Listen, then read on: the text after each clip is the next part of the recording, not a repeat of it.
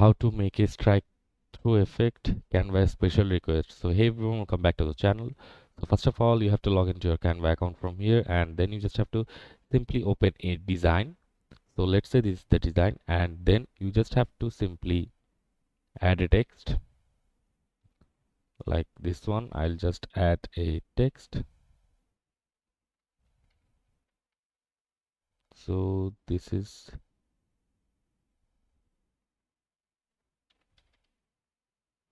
my text, and I'll just put this color into this format. So you can see, so for the strike through effect, you just have to select the text, and then you can see there are multiple options here, and you can see beside the underline and the uppercase option there is a option like as strike through, and you can just click on here, and as you can see it strike through the text I have selected. And you can also click on Ctrl Shift and S to apply the strike through. So as you can see, like this one, and that's how you can use the strike through on Canva. See you on the next video, guys.